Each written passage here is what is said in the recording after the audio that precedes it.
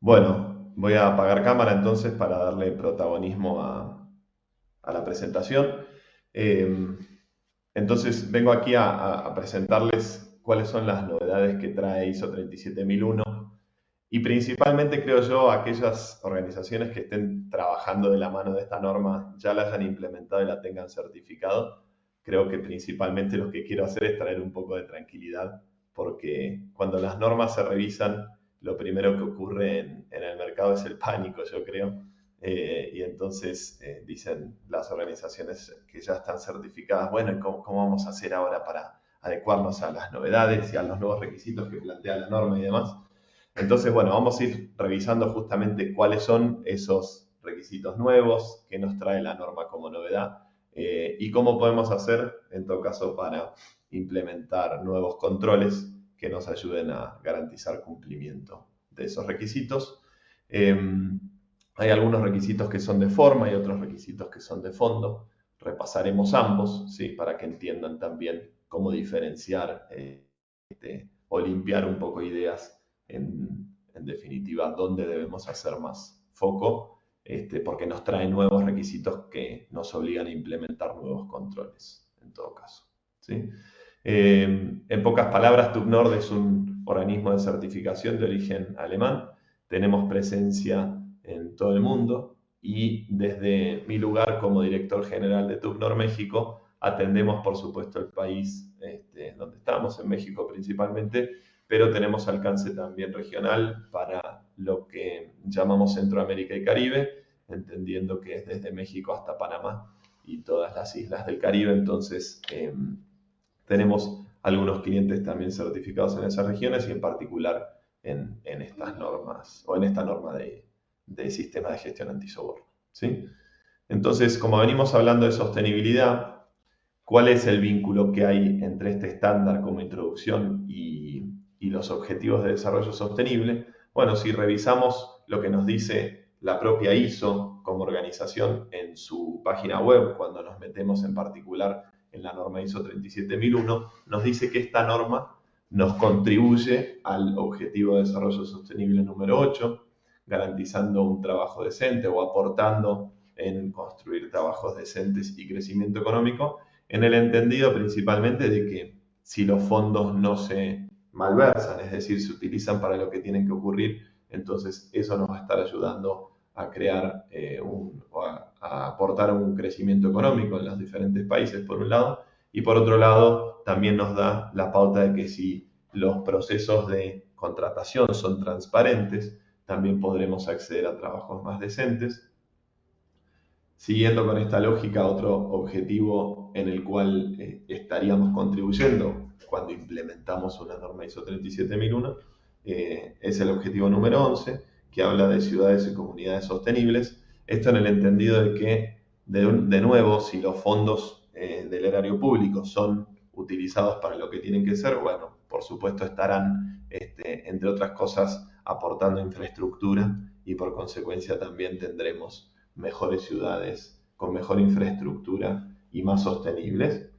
Y por último, si reforzamos la transparencia y la ética en diferentes instituciones que pueden ser organizaciones tanto privadas como públicas u organismos de gobierno, entonces garantizaremos también instituciones sólidas contribuyendo al objetivo 16. ¿Sí? De alguna manera se entiende entonces que el hecho de que la norma exista por su mera existencia realmente no nos agrega valor a estos tres objetivos, sino justamente las organizaciones que las implementan, ¿no? O en particular que implementan ISO 37001. Entonces, seguimos en este vínculo y en este summit de ESG Innova, agradeciendo nuevamente la invitación. Seguimos aportando entonces con diferentes aspectos de este universo tan versátil que es el ESG. ¿Sí? Entonces, como introducción, ¿qué es la norma ISO 37001? Eso no cambia, digamos, en esencia en su nueva revisión. Es una norma que plantea sistemas de gestión antisoborno. Se ha editado por primera vez en 2016, esa fue su emisión original. Hace muy poquito, en febrero de este año, hace poco más de un mes, se emitió la segunda edición y entonces es por eso que vengo a traerles estas novedades. Como decía, nos plantea los requisitos para un sistema de gestión antisoborno, lo que quiere decir que debemos, para cumplir con la norma, implementar ciertos controles o hacer ciertas actividades, y entonces podemos entender que es una norma certificable. De la mano de ese hecho de que sea certificable, podemos ver, gracias a los datos que nos aporta ISO en una encuesta que hace anualmente, podemos ver la cantidad de certificados que se han ido emitiendo con el paso de estos años. Previo al 2018 no hay información disponible, o los certificados que se habían emitido eran muy poquitos, porque justamente desde que se emite un estándar hasta que una empresa lo adopta, lo implementa y luego alcanza una certificación, lo cierto es que son por lo menos 2 años lo que se necesita para poder hacerlo o poder ver en el mercado los primeros certificados. Entonces vemos cómo ha crecido rápidamente la cantidad de certificados emitidos en este último quinquenio, ¿sí? Y en esta línea azul vemos cuántos países tienen al menos un certificado, es decir, cuántos países aparecen en ese listado. Podemos entender que entonces hacia fines del 2023 teníamos unos alrededor de 8.000 certificados, para redondear las cifras, en unos 90 países, lo que quiere decir que en la mitad del planeta, en el entendido de que tenemos alrededor de 180 países en el mundo reconocidos, la mitad de los países del mundo tienen por lo menos un certificado ISO 9000, ISO 37001 o más de uno, claro. Entonces vemos que esta norma ha ido proliferando en el planeta, y por suerte, ¿no? Porque al final esto nos dará negocios más íntegros y más transparentes. Ya lo mencionaba Milton también en su ponencia, muy interesante. Entonces vemos cómo se vinculan los temas, ¿sí? Metiéndonos ya en las novedades, ¿qué es lo que nos plantea esta norma? Como les decía, tenemos alguna novedad que es de forma, ¿sí? O algunas novedades que son de forma, y tenemos otras que son de fondo. Entonces, cuando vemos alguna novedad de forma, podemos entender que la adenda del cambio climático es una de ellas. Si seguimos con estos cambios de forma, vemos que también el hecho de que se alinee con la estructura armonizada que se plantea en ISO es otro de esos cambios. Han alineado de alguna manera también la redacción en algunos párrafos, que resulta interesante justamente para poder armonizar o poder asegurar el mismo léxico que usan otros estándares, ¿no? Eso nos va a ayudar, sobre todo cuando utilizamos o trabajamos en el marco de un sistema de gestión integrado. Y también han reorganizado algunos párrafos, creo que con la intención de destacar o de subrayar, hacer más visible todavía algunos aspectos que no han cambiado sustancialmente en la redacción, pero sí al ordenarlo de mejor manera o al reorganizarlo, entonces facilitan su interpretación para que sean destacados, ¿sí? Vamos a repasar cada uno de estos muy rápidamente, hablando siempre de los cambios de forma en este nuevo estándar, ¿sí? Entonces, la adenda al cambio climático no es que haya venido, como ustedes saben, con esta nueva versión de la norma, sino que hubo un cambio a nivel general en las normas ISO del sistema de gestión, a través del cual se introdujeron cambios de manera general en las normas ISO del sistema de gestión vinculados a temas de cambio climático, ¿no? Principalmente en los apartados 4.1 y 4.2, que hablan de contexto de la organización y las partes interesadas relevantes para mi sistema. Entonces, ¿qué hicieron ahora en esta nueva versión? Bueno, básicamente incorporaron esas adendas directamente al cuerpo normativo o al cuerpo de la norma, sin ningún tipo de cambio. Simplemente, como digo, fue esa adenda que perfeccionaba de alguna forma la ISO 37001 en su versión original. En esta nueva versión de ISO 37001 ya viene con este agregado en su cuerpo normativo, ¿sí?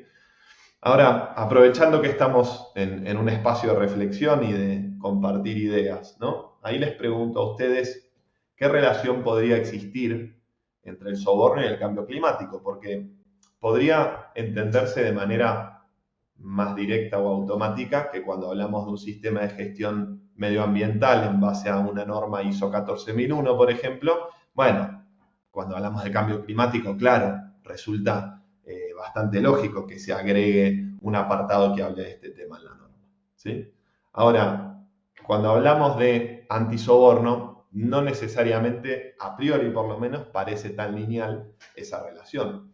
Y justamente por eso planteo esta pregunta, porque es también de alguna forma la misma pregunta que nos hacen nuestros clientes o las empresas auditadas, ¿no? Dicen, ¿y qué puede tener que ver la lucha contra el soborno en su vínculo con el cambio climático? Bueno, por supuesto, podrán haber varios casos, pero justamente para promover un poco la reflexión, les comparto algunos con los que yo me he topado o de alguna forma he también leído e investigado en diferentes medios, ¿no?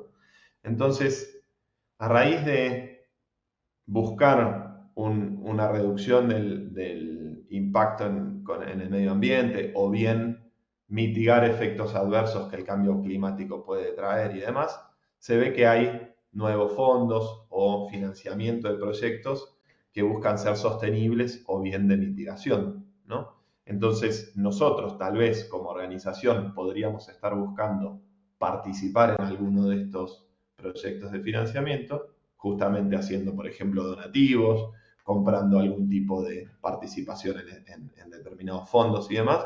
Y justamente eso me podría estar trayendo nuevos riesgos porque debería yo, como organización, asegurar que hago una adecuada debida diligencia de cómo está constituido ese fondo, quiénes son los que aportan, en efecto están financiando proyectos que tienen como objetivo real la mitigación o que son realmente sostenibles o simplemente es greenwashing, ¿no? Usando ese término que actualmente está tan en boga. Entonces ahí podríamos ver que tenemos algunos potenciales riesgos que aparecen, ¿sí? Por un lado está este aspecto del financiamiento.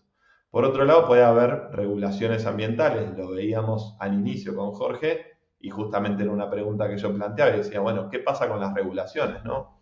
Sin entrar en cuestiones de defensa de la competencia y demás, sí puede suceder a raíz del cambio climático que con nuevas regulaciones se pongan más estrictos diferentes organismos de control y por consecuencia entonces eso se preste a dádivas, a pagos indebidos, que me faciliten, por ejemplo, la obtención de licencias que de otra forma o sin esas regulaciones hubiera sido más fácil, ¿sí? Entonces ahí, atentos, como organización, deberíamos ver cómo va evolucionando el marco regulatorio, cuán complejo se pone eso y cómo me puede estar disparando un riesgo que antes era menor, ¿sí?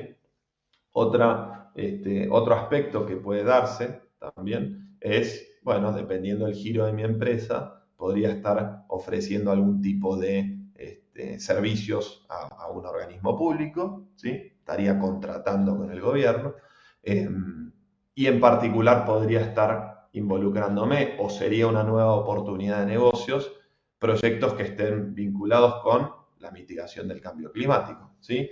Estos, en general, no todos los proyectos, pero habrá muchos de ellos que implican grandes contratos públicos y por consecuencia entonces podrían implicar grandes pedidos de soborno, ¿no? A cambio.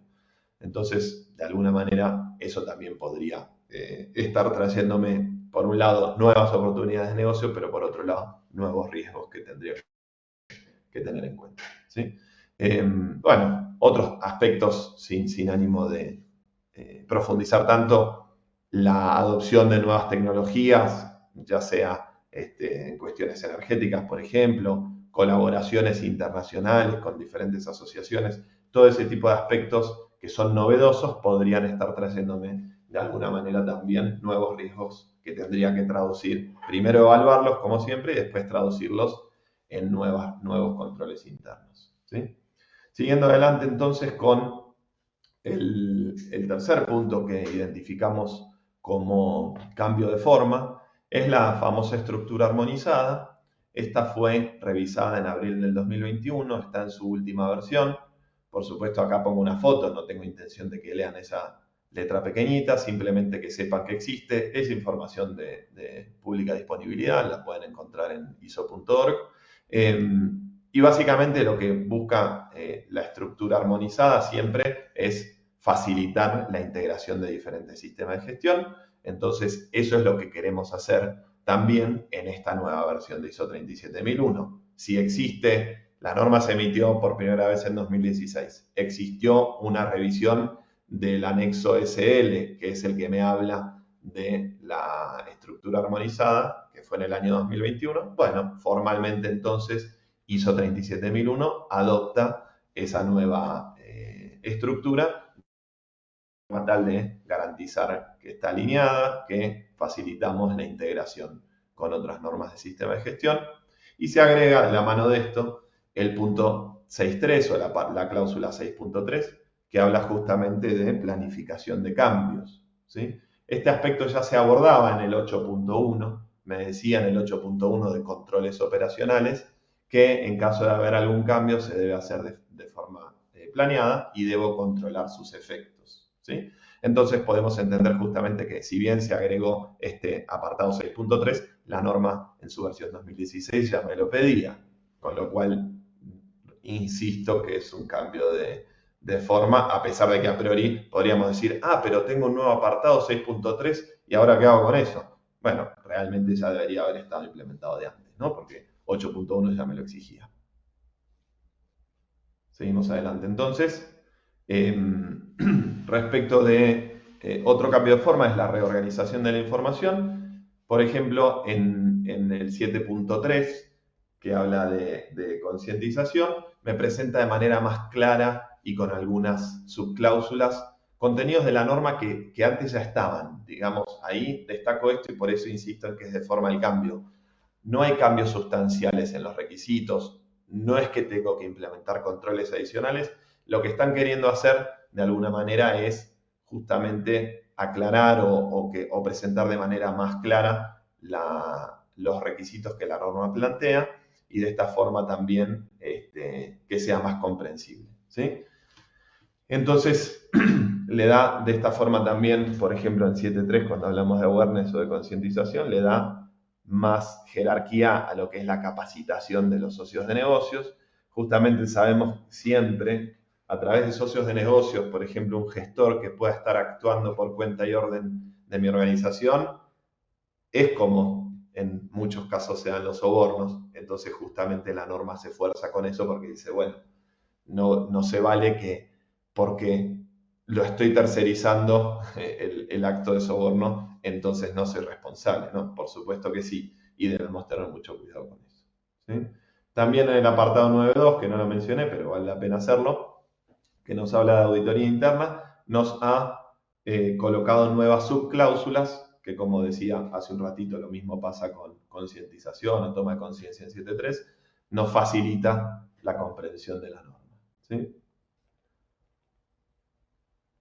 Ahora bien, cuando pasamos a las novedades de fondo, y aquí es donde sí es más necesario entenderlas por un lado y justamente hacer un análisis de brecha para ver cuán lejos estoy de su cumplimiento, porque son nuevos requisitos que debo implementar y por consecuencia entonces nuevos controles probablemente, tendré que ver si me afecta mi gestión de riesgos o mi identificación de riesgos.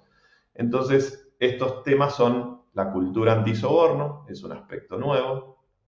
A la función antisoborno le ha dado algunos cambios, ¿sí? Queriendo jerarquizarla principalmente. Se ha introducido el tema de conflictos de interés. Han habido modificaciones respecto a contratación externa. Esto, si se quiere, es menos exigente nomás, ya lo vamos a ver. Y lo mismo ocurre con la revisión por el órgano de gobierno, ¿sí?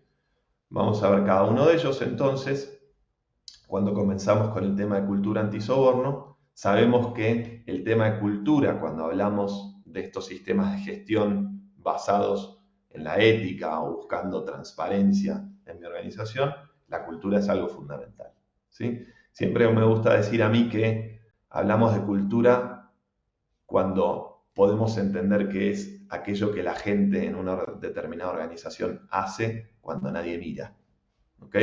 Porque cuando estoy controlando y señalando con el dedo, bueno, parecería ser bastante fácil que la gente se allane a las indicaciones que le doy. Ahora bien, cuando nadie mira, y ahí es donde me interesa que esté la cultura, ¿qué pasa con esa organización? Cuando está ese gestor solito trabajando o presentando un expediente, no sé, en Semarnat en México, en la Secretaría de Medio Ambiente, eh, actúa con ética, llegamos a él o a ella, a ese gestor, con nuestra cultura. Entonces, este es un aspecto fundamental que se incorpora en esta norma, ahora sí, con una definición específica en 3.30, ¿sí?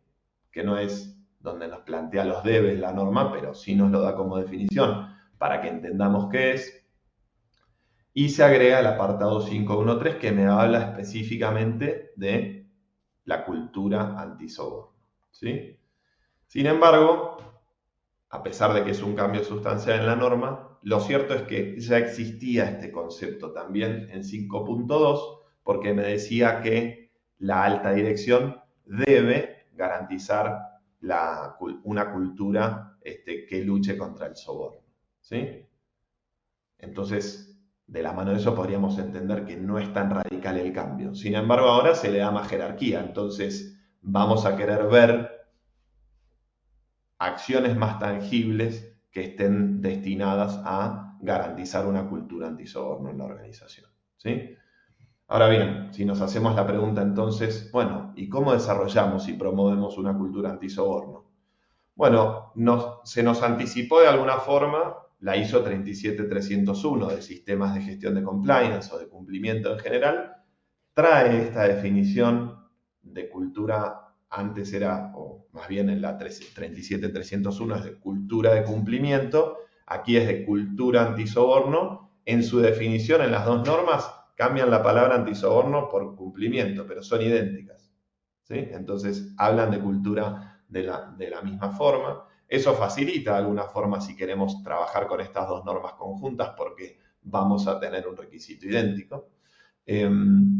¿Y cómo podríamos desarrollar y promover esta cultura? Bueno, por supuesto, como se habla siempre, desde más arriba en la pirámide jerárquica, debemos liderar con el ejemplo, ¿no? Si vemos que el director general está negociando contratos con el Estado y se sabe que se pagan sobornos, pues, bueno, claramente eso no es un ejemplo a seguir. Ahora, en cuestiones más pequeñas, digamos, que por ahí no son cuestiones de soborno, pero podría entenderse que fraude, que es una empresa multinacional, pero el director o la línea gerencial utiliza la tarjeta de la compañía para hacer pagos a cuestiones personales y no es soborno, o a priori podríamos entender que no es soborno, pero tampoco es ético. Entonces, se lidera con el ejemplo desde varios puntos de vista y eso lo tenemos que tener en cuenta, ¿sí? Podemos tener programas de inducción que hablen de estos aspectos, debemos definir, o podríamos, digo, no debemos porque la norma no lo plantea, pero podríamos definir valores de mi organización justamente para poder llegar a la operación con eso, poder comunicarlo en diferentes medios justamente para que se conozca. Podemos dar premios a aquellas personas que sean promotores de esta cultura de antisoborno, de integridad, ¿sí? Tratar de manera igual a todo el personal en temas de soborno, independientemente de sus jerarquías, que es esto que les decía hace un ratito, ¿sí? Bueno, dar capacitaciones, talleres, comunicados específicos, hacer videos, usar alguna red social interna dentro de la organización para comunicar este tipo de cosas, son todas acciones posibles que me van a ayudar a tener una cultura más tangible, por decirlo de alguna forma, ¿sí? Seguimos adelante entonces con el siguiente punto, que es la función de cumplimiento antisoborno, en el apartado 5.3.2, ¿sí? Cuando hablamos de liderazgo, ya no se exige que sea la alta dirección que designe a este rol, sino que directamente la norma dice la función de antisoborno tiene que tener autoridad y No dice ni siquiera que alguien la tiene que designar. Se entiende que es una imposición de la norma y por defecto, digamos, cuando uno decide implementar un sistema de gestión antisoborno, automáticamente se debe crear la función de cumplimiento antisoborno, ¿no? Entonces ya no es una opción de que la alta dirección decida si sí lo va a hacer, si no lo va a hacer, a quién va a designar y tal. Se construye de alguna forma, automáticamente, ¿no? Por arte de magia, se construye esta función, ¿sí? Por supuesto, tiene que ser competente, tiene que tener autoridad, tiene que tener jerarquía, acceso directo y rápido al órgano de gobierno. Todo eso no cambió, pero al quitarle ese aspecto de que es la alta dirección quien la debe designar, de alguna forma podemos entender que ya deja de ser un apéndice o alguien que sea funcional a la alta dirección y le damos realmente el carácter de independiente que debe revestir esta función, ¿sí? Entonces, como les decía, no hay un cambio sustancial en las responsabilidades, pero sí en la interpretación de cómo se designa. Muy bien. El siguiente punto entonces es vinculado a conflictos de interés. Como vemos antes, ya existía su definición en el 3.28, pero ahora se le da más fuerza a este aspecto porque nos exige que cuando contratemos al personal, entre otras cosas, debemos garantizar que sean conscientes de que si están evidenciando un conflicto de interés potencial o real, bueno, deben saber cómo proceder, principalmente reportando este conflicto de interés, absteniéndose de formar parte, por ejemplo, de un proceso, no sé, de licitación, si fuera el caso, de contratación de una persona. Entonces, este aspecto que antes estaba como una mera definición, ahora se lo agrega como un requisito normativo y se le da un poco más de fuerza a este concepto de conflicto de interés, que no resulta muy novedoso desde el punto de vista del cumplimiento, porque siempre conflicto de interés puede, si hay un conflicto de interés real que se está dando, eso puede sesgar la opinión de cualquier funcionario de una organización y hacerlo tomar decisiones equivocadas o en su propio beneficio o en beneficio de su contraparte que está trayendo el conflicto, ¿no? Entonces, bueno, es un aspecto que no es nuevo, pero sí lo han introducido con más fuerza en esta versión 2025. ¿Okay? Seguimos entonces ahí con los dos últimos cambios, que son de fondo, pero realmente no son tan sustanciosos, ¿sí? Y dice, bueno, se elimina una definición que antes especificaba qué significa contratar externamente, ahora se generaliza este hecho con un socio de negocios más, ¿no? De alguna forma dice que algún aspecto o una nota que teníamos en la definición de 3.17 lo pasa al 8.1, lo pone como una nota y dice, si bien una organización externa está fuera del alcance del sistema de gestión, los servicios o procesos que provea los debo considerar como propios, como dentro de mi alcance, ¿no?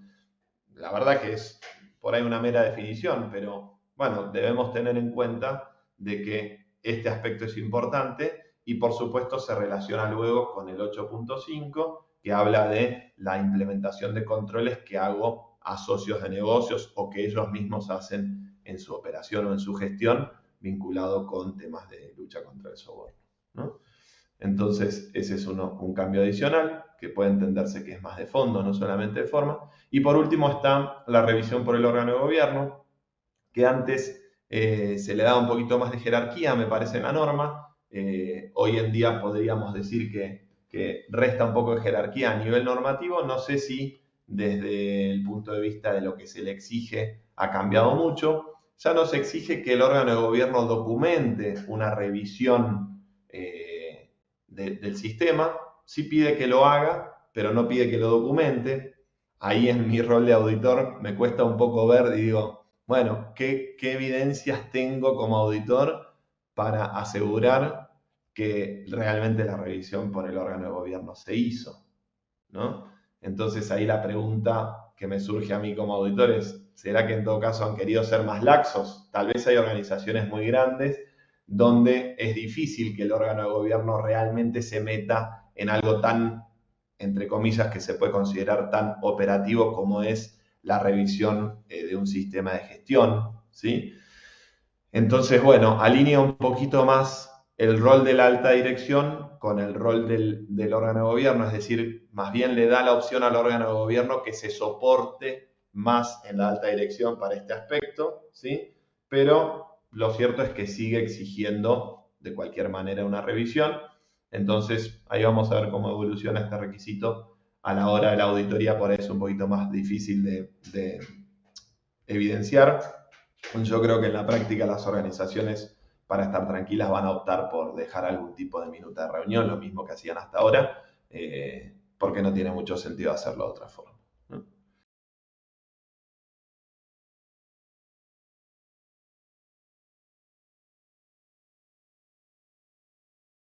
Bien, en coherencia con la intervención que muy generosamente Amadeo nos compartió, vamos a ver un ejemplo, un ejercicio práctico de aquellos elementos particulares de la norma ISO 37001, pues que nos van a permitir a través de la automatización de dichos procesos, pues gestionarlos y por supuesto mejorar o optimizar nuestros tiempos. En ese sentido, la estructura de alto nivel de las normas ISO, pues a través de dicha estructura, pues permite que las diferentes normas se puedan integrar con la particularidad sobre todo en la parte del numeral 8 operación, cada una de las normas tiene sus particularidades específicas de cumplimiento. Por eso, pues en esta presentación muy rápida no me voy a enfocar en aquellos elementos transversales, sino en aquellos elementos particulares de la norma ISO 37001 con el fin de ver la solución a esas particularidades.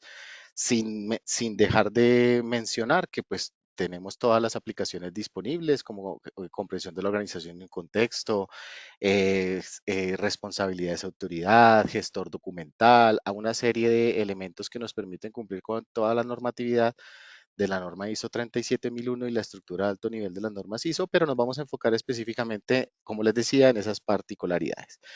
Quisiera comenzar entonces con una aplicación que tenemos disponible nosotros, que es la debida diligencia, que es una aplicación que les va a permitir a ustedes a partir de una solicitud de evaluación de posibles riesgos de soborno y corrupción, pues poder evaluar esas partes interesadas que pudiesen tener alguna relación con su organización y que pudiesen derivar en algún riesgo de corrupción. ¿Qué tipo de elementos o de partes van a poder ustedes evaluar? Pues las que ustedes definan en su organización. La gran ventaja, como decían mis compañeros de presentaciones anteriores, es que nosotros somos una plataforma parametrizable, es decir, que la plataforma se ajusta en sus procesos a la necesidad de la organización y de esa manera lo que ustedes van a ver aquí como ejemplo de debida diligencia, pues por supuesto es un demo, es una demostración, pero es adaptable a la necesidad que cada uno de ustedes tenga. En ese sentido, vamos a visualizar en la aplicación pues una serie de ejemplos que nos permite identificar las solicitudes de debida diligencia que tenemos disponibles o en gestión dentro de la plataforma y simplemente la plataforma lo que va a permitir es que ustedes a partir de una solicitud puedan evaluar, por ejemplo, posibles riesgos de proveedores o contratistas, de clientes, de proyectos, actividades, servicios, productos o inclusive personas internas que ustedes quisieran de pronto consultar si tiene algún tipo de riesgo frente a soborno o corrupción. Una vez se haga el diligenciamiento de esta información, pues continúa el proceso para que una persona responsable de la organización con el nivel jerárquico de la organización puede hacer una revisión a dicha solicitud basándose en toda la información que la persona que realizó la solicitud suministre, por ejemplo, consultas de listas restrictivas, por ejemplo, consultas en listas en públicas o listas privadas. Si ustedes internamente tienen listas identificadas, también lo pueden adjuntar como parte de la solicitud. Y en ese sentido, la persona que es responsable de la revisión va a poder tener la posibilidad de poder evaluar para las partes que se han definido para la evaluación a través de una evaluación muy práctica que es personalizable por ustedes. Por ejemplo, el país o región puede llegar a ser un factor determinante sobre posibles riesgos de corrupción o soborno, dependiendo de los índices como CPI de Transparencia Internacional, puede llegar a impactar o a hacer de aporte para la calificación de los posibles riesgos. Y ustedes aquí la metodología que definen para esa evaluación del riesgo inicial pues la determinan como ustedes mejor les convengan. Aquí tenemos una evaluación muy fácil o sencilla, manera de ejercicio para evaluar con base a la información, pues qué nivel de riesgo del país tenemos. ¿Qué tenemos, por ejemplo, sobre factores de la industria? Si el sector de la empresa, organización, proyecto que estamos evaluando ha sido históricamente propenso a los sobornos y puede ser un elemento que les ayude a evaluar. Si hay interacción con funcionarios de contratación pública, el factor de contratación pública también puede llegar a ser un elemento aportante a la evaluación de estos riesgos. Si ha tenido más interacción con funcionarios de contratación pública, puede ser o no que el riesgo aumente o disminuya.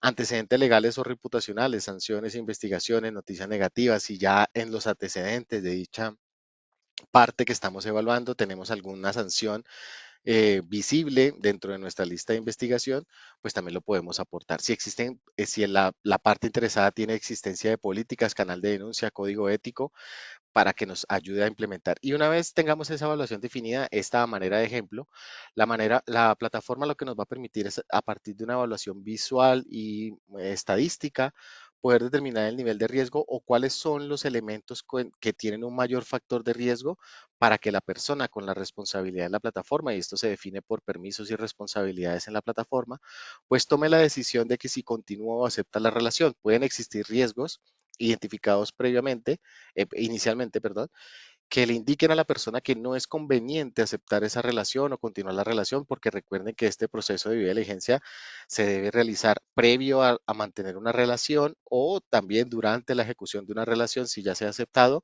pues hacer este análisis periódico. Entonces, si con base a esta información aún así existen riesgos y la persona determina que sí continúa la relación, pues también la plataforma le va a permitir hacer una identificación de riesgos a partir de una tercera etapa que tenemos aquí disponible. Y aquí, como nos decía Raúl en su presentación, pues el sistema de gestión o la definición de sistemas son los elementos mutuamente interrelacionados y que interactúan entre sí, pues la plataforma funciona de la misma manera. Es decir, las aplicaciones entre sí, todo el listado de aplicaciones que tenemos disponibles, van a interactuar entre sí, permitiendo hacer una integración en ese sistema único que vamos a tener disponible en nuestra plataforma.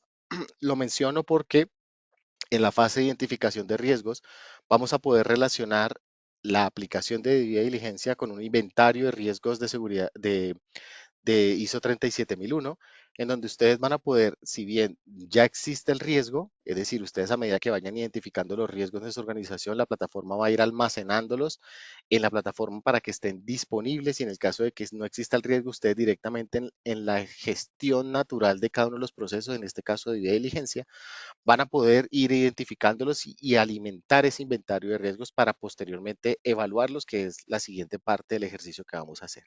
Una vez ustedes identifiquen los riesgos asociados a esta debida diligencia, pues van a quedar relacionados esos riesgos identificados y recuerden que van a estar disponibles, y lo vamos a ver más adelante, en un inventario de riesgos de ISO 37001 de corrupción y soborno para ser evaluado su impacto en cada uno de los procesos.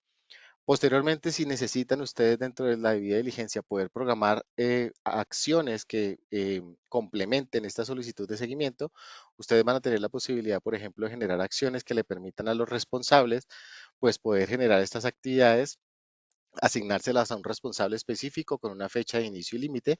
La plataforma emite notificaciones a cada uno de los responsables y asimismo es posible configurar recordatorios que les permitan a los responsables pues no perder de vista nunca que tienen una tarea dentro de la plataforma. Y la plataforma puede hacer, a una vez gestionemos cada una de las tareas, vamos a poder generar comentarios y adjuntar evidencias de ejecución para guardar la trazabilidad dentro de la plataforma de la ejecución de cada uno de los planes de acción.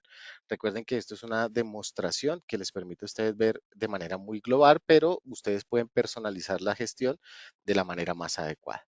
En ese sentido, entonces tenemos una primera entrada dentro de las aplicaciones específicas de ISO 37001 a partir de la debida diligencia, en donde ustedes van a poder tener toda esa trazabilidad. Se me olvidaba mencionarles que dentro del inventario de elementos a evaluar dentro de la debida diligencia, ustedes van a poder tener disponibles el inventario, por ejemplo, de proveedores y contratistas en la plataforma. Ustedes van a tener su listado almacenado en la plataforma con cada uno de los datos disponibles.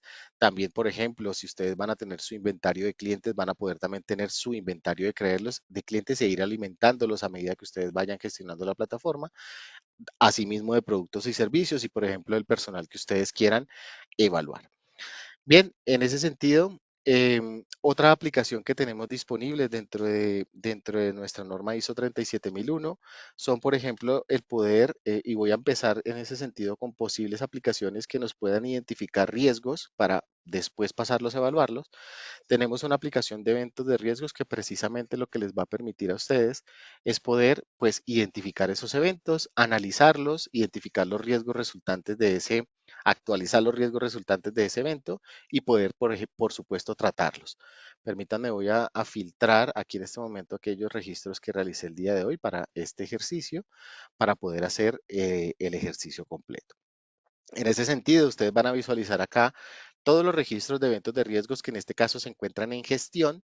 Para poder verlos gestionados, pues para eso tenemos las opciones de filtro. Cada uno de los elementos o eventos va a tener una identificación única dentro de la plataforma y aquí estamos visualizando algunos datos eh, dentro de esa identificación de esos eventos de riesgo. Aquí, por ejemplo, cuándo fue el registro, cuál fue el evento que se presentó, cuál fue el producto que se afectó, el tipo de pérdida que generó, cuál fue el municipio o la ciudad donde se generó ese evento, la fuente o factor de riesgo, la línea operativa, la clase de riesgo y el estado que les va a ir indicando a ustedes la etapa actual del proceso en la cual se encuentra gestionando ese evento. Una vez la persona haga el registro de un evento de riesgo, la plataforma, recuerden, ustedes lo van a poder personalizar de la mejor manera a su necesidad. Va a poder describir el evento, la fecha y hora de inicio del evento, la fecha y hora final. Estos son datos que están configurados en la primera etapa. Aquí la persona describe cuál fue el evento, introduce cuál es la fecha y la hora de inicio y finalización del evento, cuánto duró ese evento de riesgo, cuándo fue la fecha y la hora de descubrimiento, qué producto se afectó, el tipo de pérdida, por ejemplo, si hubo una afectación monetaria, entonces cuál fue la moneda y cuánto fue el valor total de ese evento, el municipio, el impacto que se tuvo, y aquí tenemos diferentes, por ejemplo, impactos como por ejemplo en los costos de honorarios profesionales, y aquí vamos a poder relacionarlo con el proceso de su organización a través de la aplicación de mapa de procesos, cuál fue el proceso que se vio afectado. En ese sentido, una vez se haga el reporte del evento, la plataforma, recuerden, se va a asignar las diferentes etapas dependiendo de las responsabilidades de su organización y la plataforma notificará por correo electrónico al responsable de realizar el análisis de causas, pues que tiene una tarea pendiente dentro de la plataforma. Perdón. Una vez nos encontremos en esta etapa, que es el análisis de causas, aquí, como mencionaron mis otros compañeros, pues tenemos unas novedades muy importantes. Algo que cuesta mucho dentro de las organizaciones al momento de realizar análisis de causas es que lo ideal y lo que todos queremos, pero casi nunca se cumple, es que los análisis de causas los realicen los responsables del proceso. ¿Por qué? Porque son las personas que conocen su proceso, son las personas que saben por qué está fallando el proceso o por qué pudo fallar de acuerdo a los controles que tengan establecidos. Sin embargo, eso no pasa y nosotros como responsables del sistema de gestión, pues terminamos haciendo nuestro análisis de causas, ¿verdad? Eh, y eso no es el deber ser. Además, también que los tiempos son muchos, ¿no? Y lo que buscamos haciendo ese análisis, lo que buscamos con esta plataforma es que a partir de un clic, utilizando nuestra inteligencia artificial desarrollada por nosotros mismos, pues nos tardemos, si ustedes de pronto van tomando el tiempo de cuánto se demora realizando este análisis, no se demora más de 10 o 15 segundos haciendo este análisis, la plataforma les va a dar una entrada de un análisis de causas aquí se demoró, no sé, alrededor de 7 segundos, y aquí con base a la información del reporte de este evento, la plataforma lee y analiza esa información para describir a partir del evento, a partir de la metodología que ustedes definan, cuáles fueron los peligros identificados, una vez de también evaluar el posible daño, las consecuencias, inclusive les va a permitir definir planes de tratamiento para esos eventos que se están presentando.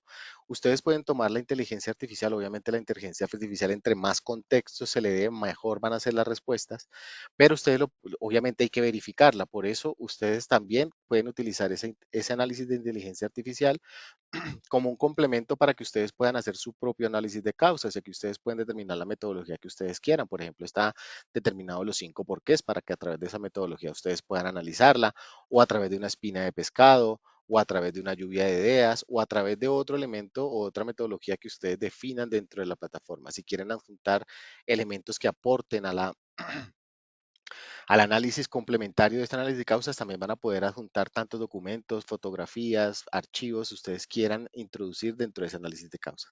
¿Para qué? Para que con base a ese análisis de causas ustedes puedan determinar los planes de acción necesarios para evitar que ese evento se vuelva a materializar. Y aquí otra vez vuelve a relación la posibilidad de crear planes de acción para mitigar esos eventos y a partir de las responsabilidades se notifiquen a dichos responsables con base a la fecha de programación y se les recuerde que tienen un elemento por ejecutar. Y aquí a través de la personalización de los campos, ustedes, por ejemplo, pueden introducir el comentario de ejecución de dicha actividad o el responsable mejor va a poder hacer este trámite.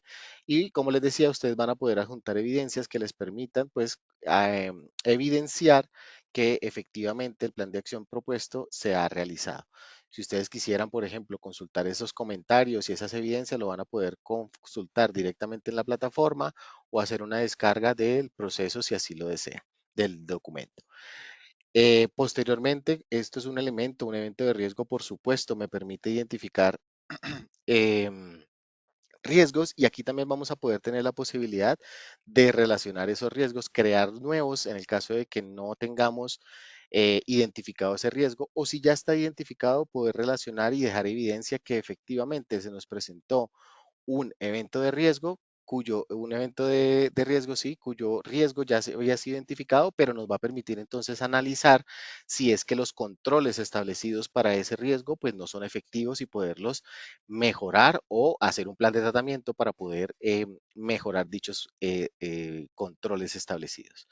Bien, vamos entonces, estas dos aplicaciones me permiten dirigirme a la aplicación de gestión de riesgos, que les va a permitir a partir de una metodología definida por ustedes, en un modelo de gestión que ustedes definan, pues poder tener esa matriz de riesgos consolidada y ustedes van a poder diligenciar dicha matriz de manera matricial, es decir, como ustedes están acostumbrados a ver una matriz de riesgos, muchas filas, muchas columnas al mismo tiempo, o tomar esa matriz y diligenciarlas a partir de un ciclo de vida. ¿Qué es el ciclo de vida? Simplemente es tomar esa matriz grande y partirla por etapas.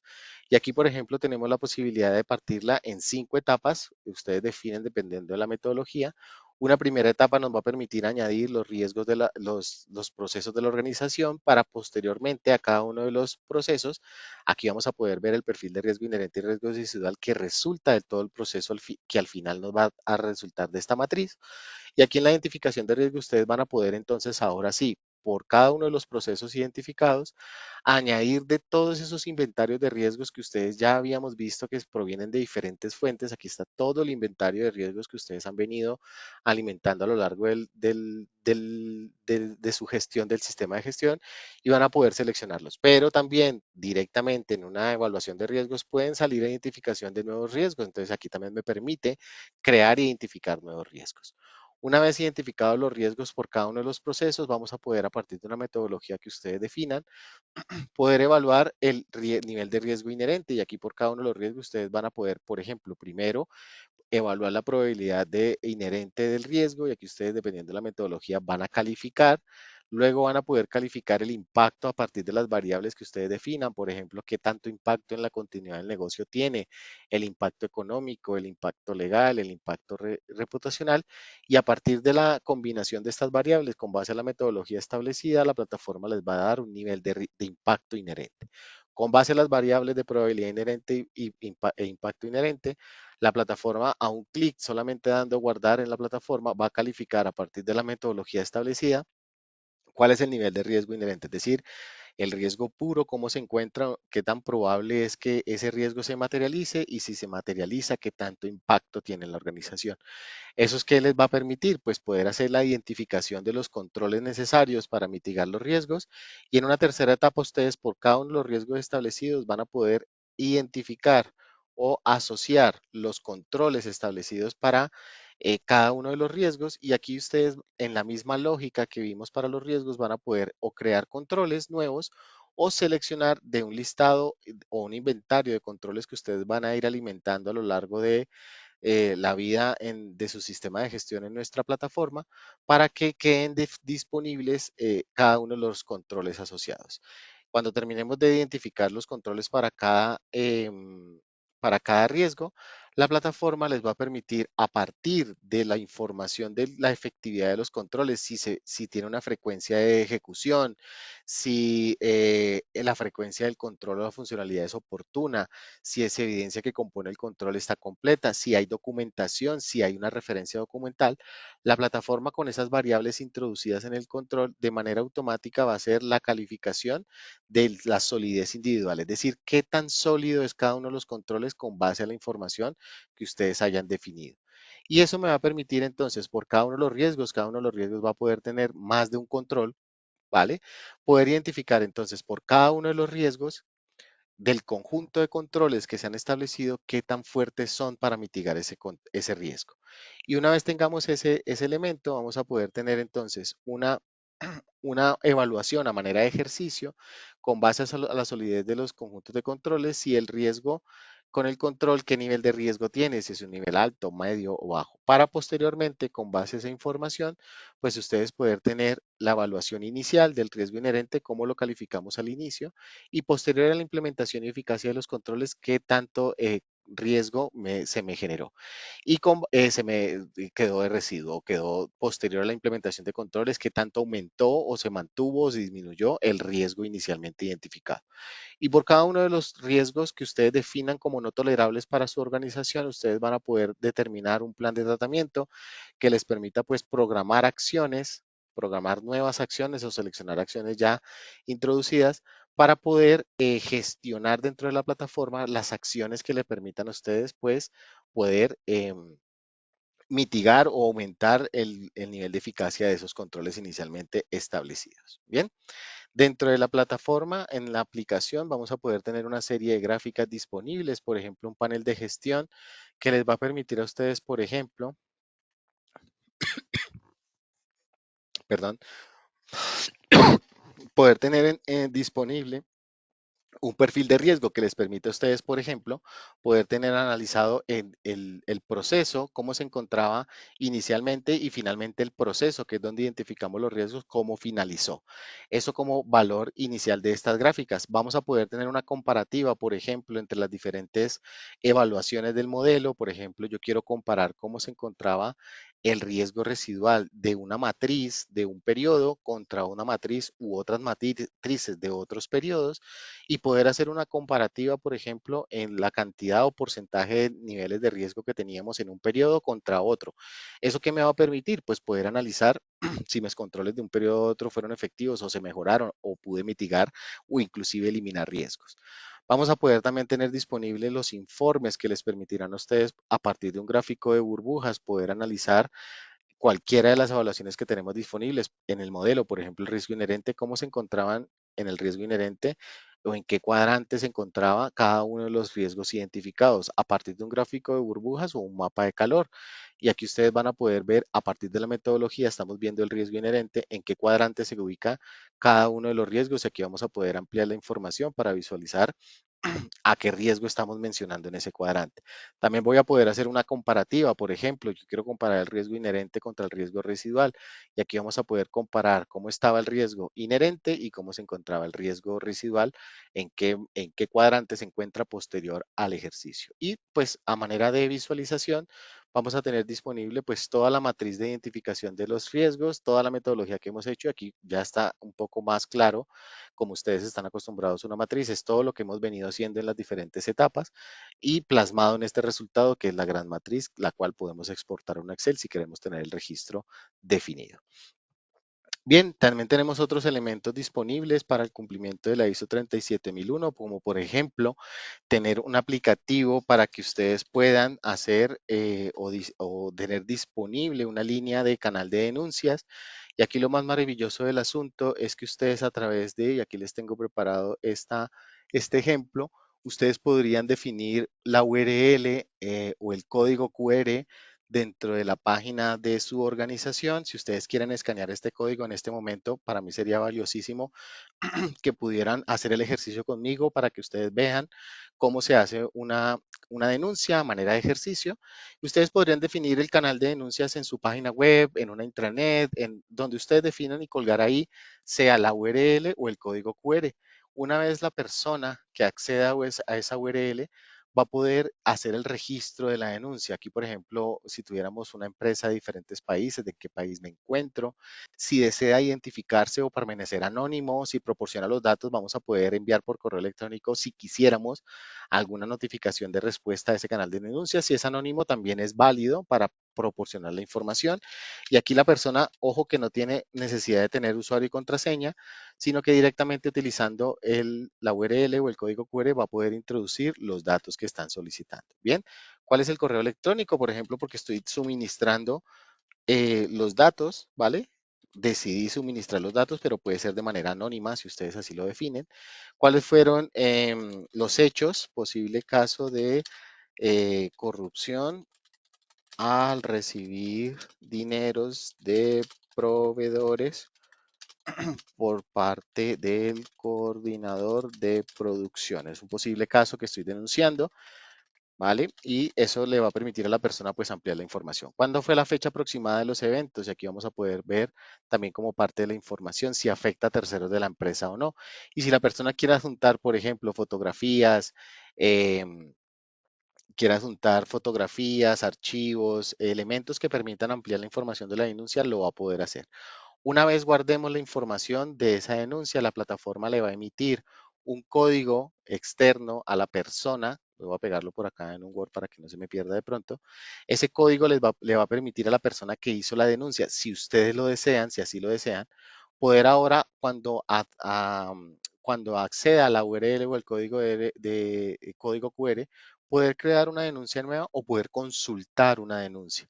Si ustedes así lo desean, la persona pegará el código que se le generó, la plataforma les va a permitir consultar y todo lo que se vaya tratando de esa consulta se va a ir visualizando dentro de la plataforma. En este caso, pues como apenas estamos haciendo el registro, pues aquí solamente me permite consultar que el registro se encuentra abierto. Pero si ustedes quisieran aquí visualizar todas las etapas del proceso, lo van a poder, la persona va a poder consultarlo. Una vez haga el registro por URL o por código QR, pues la plataforma recepcionará en la aplicación de canal de denuncias.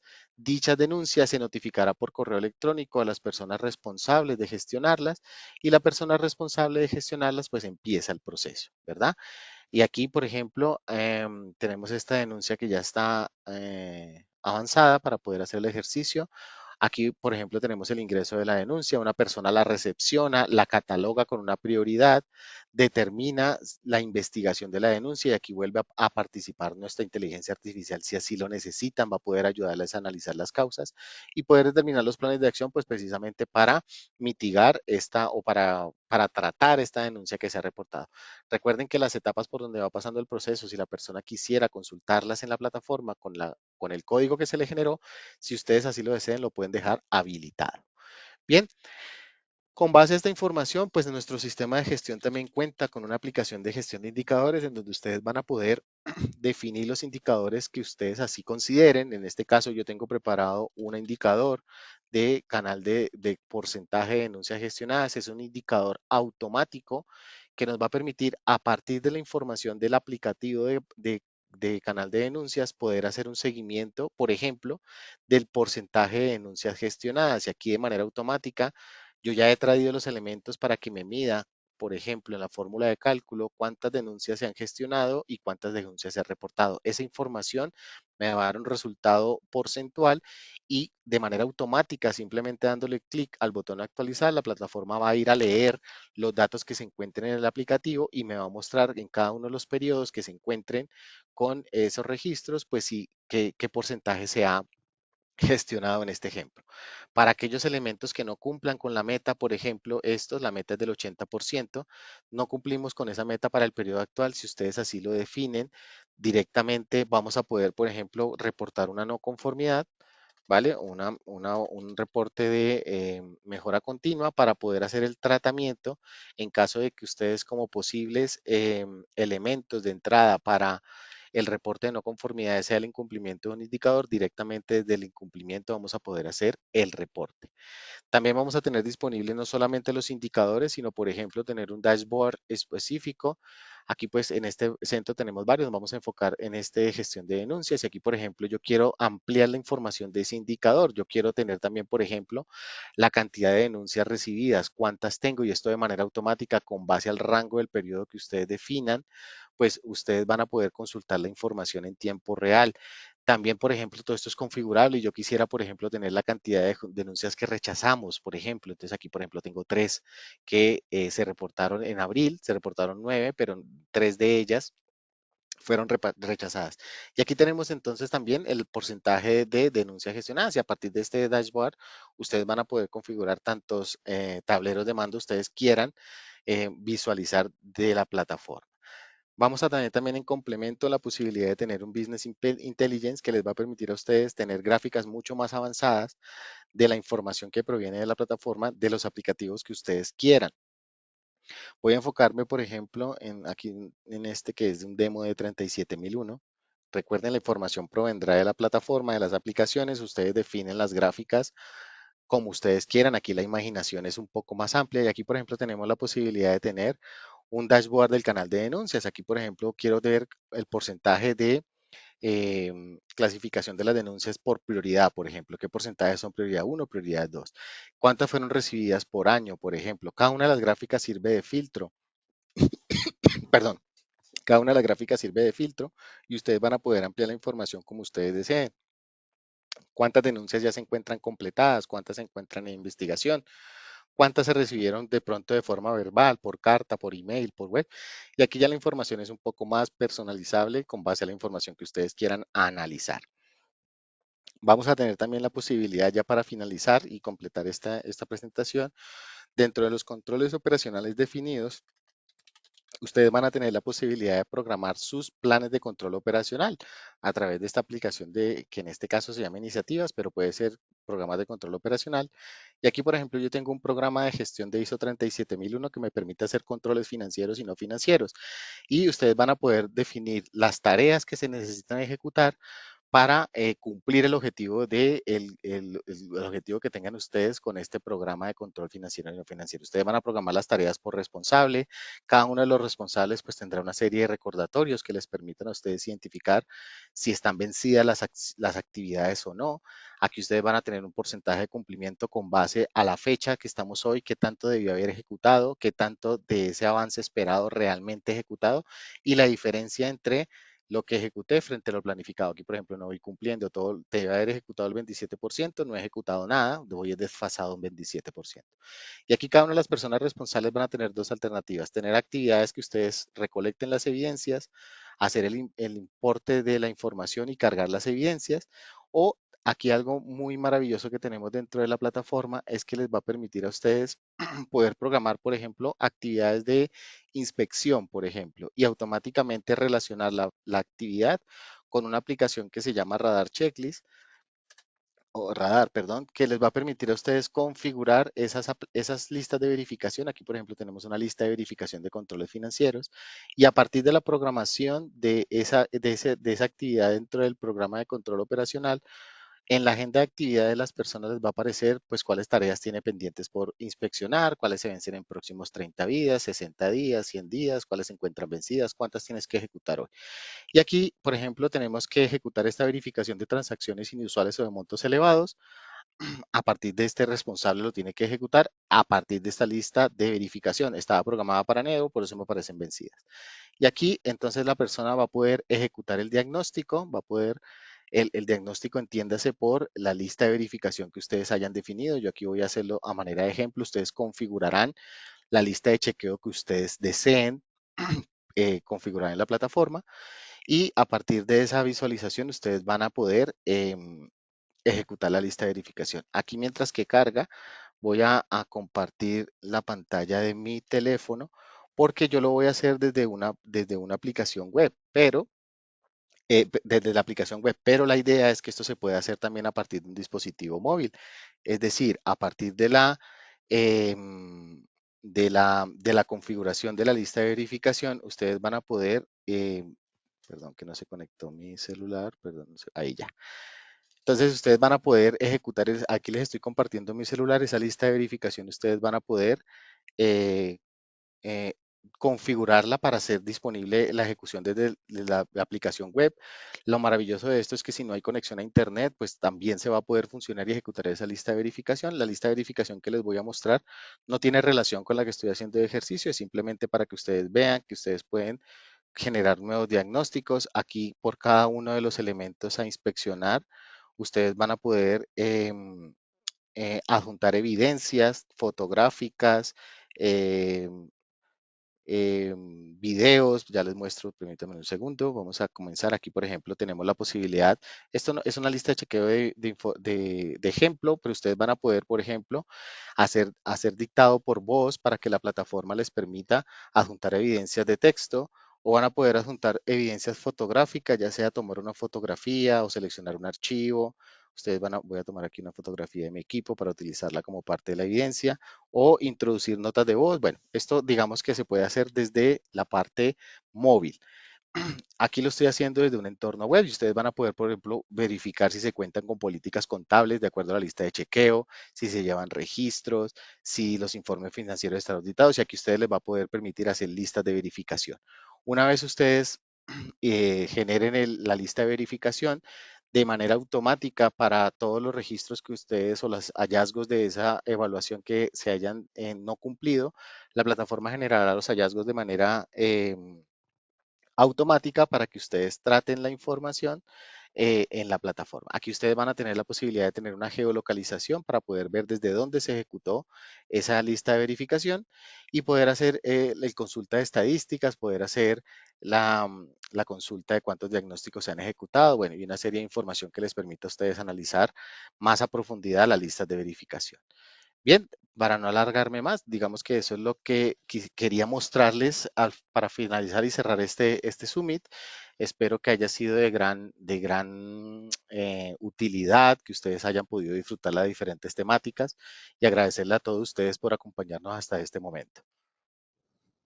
Bueno, pues con esto vamos a concluir. Yo, pues obviamente quiero de nuevo darle las gracias a todos los ponentes el día de hoy. Quiero daros las gracias sobre todo a vosotros, a los que habéis asistido y habéis estado aquí, pues casi 5 horas con nosotros. De verdad os lo agradecemos mucho. Esto lo hacemos para vosotros. No hay otro motivo por el cual organicemos este tipo de eventos. Eh, y lo que esperamos es que os llevéis, pues sobre todo, aplicabilidad de todo el conocimiento que se ha compartido el día de hoy aquí. Nuestra filosofía es cómo consideramos y entendemos que es también la vida, es compartir y es transmitir ese saber hacer pues con otras personas que estén ansiosas de aprender más. Eh, Estáis invitados a los próximos eventos, estar muy pendientes, recordad, a través de LinkedIn, a través de Instagram, a través de grupos de WhatsApp que también tenemos ya, y si no, pues a través del contacto de cualquiera de nosotros, podéis estar informados de todas las novedades que vamos a ir publicando. Muchas gracias a todos por vuestra asistencia. Gracias Juan Pablo y al resto de ponentes, de conferencistas el día de hoy. Nos vemos en el próximo evento que coincidamos. Gracias y muy buen día a todos.